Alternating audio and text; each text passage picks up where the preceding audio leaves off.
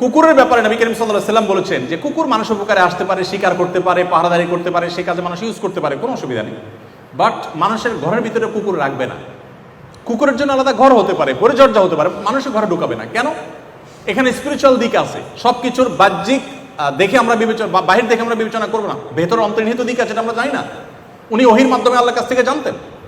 তো কুকুর যদি মানুষের ভেতরে থাকে, কুকুরের উপরে নানাভাবে শয়তান কুকুরের উপরে ভর করে।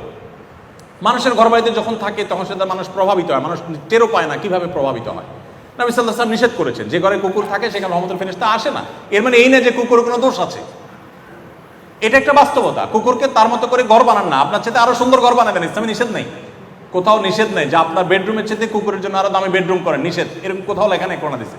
আপনি করে দেন, বাট আপনার বেডরুমে রাখবেন না, এটা হলো নির্দেশ। এর বিপরীতে সাহাবীরা অনেকে বিড়াল পালতেন, আপনারা জানেন। আবু হুরায়রা তার নামই হয়ে গেছে বিড়ালের বাপ, এত বেশি বিড়াল পালতেন, বিড়াল ভালোবাসতেন। এখনকার যে সভ্যতা বিনির্মাণ করা হয়েছে, যে সভ্যতা গোটা পৃথিবীতে এস্টাবলিশড করা হয়েছে, আপনারা দেখেন ঘরে ঘরে বেডরুমগুলোতে একমাত্র পশু হিসাবে স্থান পায় হলো কুকুর। আপনি কি একটু মেলাতে পারছেন? কোরআন হাদিস যেটাকে সবচেয়ে কঠোরভাবে নিষেধ করেছে, ওইটাকে সবচেয়ে কঠোরভাবে বাস্তবায়ন করা হয়েছে। আমি আপনাকে অন্তত 100 এক্সাম্পল দিতে পারবো এরকম, যে এগুলো কিন্তু কাকতালীয় না ভাই, এগুলো একটাও কাকতালীয় না, এগুলো সব বাই প্ল্যান, শয়তানের পেছন থেকে কাজ করছে।